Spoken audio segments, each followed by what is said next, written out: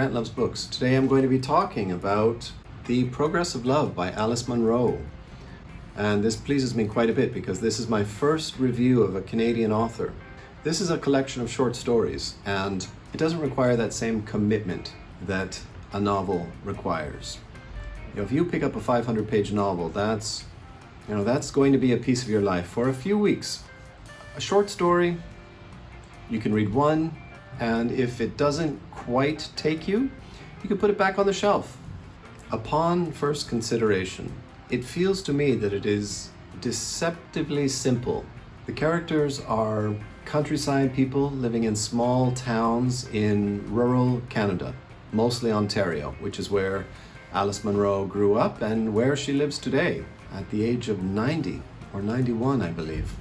Alice Munro has this technique where she leaps back and forth from the present time to the past. She might allude to some events which are going to be occurring in the future, to the present, to the past, and this all happens very dynamically. It changes from one sentence to the next. All of a sudden we are taken back a time when the character is talking about their relationship with their parents.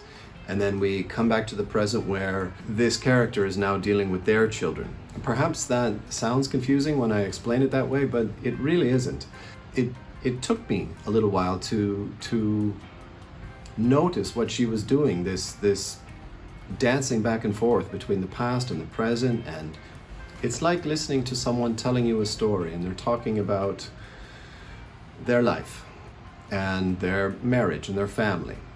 And then they give an anecdote about something that happened in their childhood and how something that happened with their parents from their childhood affects their life today. And then perhaps they jump back to something that happened during their teenage years.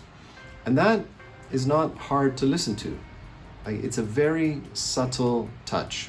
The first story, which is called The Progress of Love, it is a bit slow. That's not an unpleasant place to begin. It is dealing with a woman who is reflecting on her excessively religious mother. And then there is a twist which really colors the whole story and everything you've read until that point. Second story is quite good. And the third story, which is called Monsieur les Deux Chapeaux, is really good. That one really caught me, and the rest of the book I ran away with it. Like, that story really got me. It's the story of two brothers. One brother who is he is a gym teacher, a phys ed teacher at a school, and his brother is the caretaker, the janitor, and there's something not quite right about the younger brother, and this is where we get the title that he's doing the gardening and he's wearing two hats. The principal speaks to the other brother, the phys ed teacher, "What is your brother doing out there?" And so we know that there is something not quite. The rest of the story, it is the present, it is the past, something happened. There is the mother. The mother is quite an irresponsible woman. Is it something that happened with the mother? Is it something that happened between the two brothers? Really good. Alice Munro won the Nobel Prize for Literature in 2013. Until that time, we always had to say to people, specifically American people, that, well, Saul Bellow, who won the Nobel Prize in 1976, he was actually born in Montreal, Quebec, Canada, even though he's one of the most distinctly American-voiced authors you could ever hope to read, but we didn't have a Nobel Prize winner. We always had to claim Saul Bellow. It's always a bit contentious. A lot of people, when Bob Dylan won the Nobel Prize for Literature, probably even way back when Winston Churchill won the Nobel Prize for Literature, people were asking, why not Atwood? Every year it's always a bit of a, who's going to get the Nobel Prize? It is rarely satisfying. In Canada, we were happy that we got a Canadian author. So I wanted to review this book because I just recently took a trip to Victoria, British Columbia. And if you ever happen to go to Victoria, it is just beautiful. There is the most famous Canadian bookstore, which is called Munro Books. Alice and her husband Jim Munro opened this bookstore in 1963. However, there is a urban myth on the Wikipedia page that says that Alice Munro started writing because she was looking at some of the books and was dissatisfied with the writing and said, oh, I could do better than that. And that is how she became a writer. And that is entirely false. Alice Munro was studying English and journalism in 1950. And she had her first short story published in 1950 when she was 19 years old.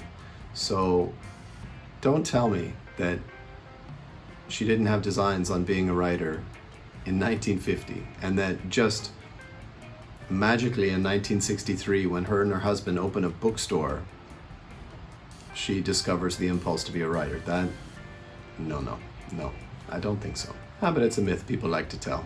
This is my first video highlighting a Canadian author, and I plan to do many more in the future. I think Canadian literature in general is it's well known in Canada. I think a lot of Canadian readers do read a lot of Canadian literature, which is nice. I think that patriotism for your own country's literature is a nice thing to have.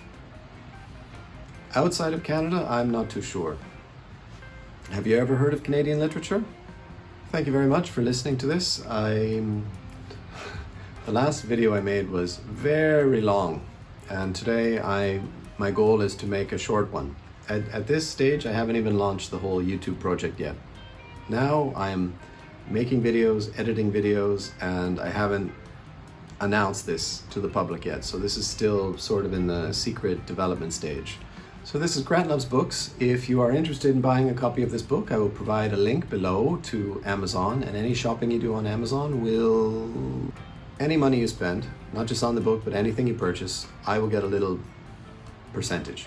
Also, there is another link which will take you to my Patreon account if you wanted to support the channel, help me buy new books.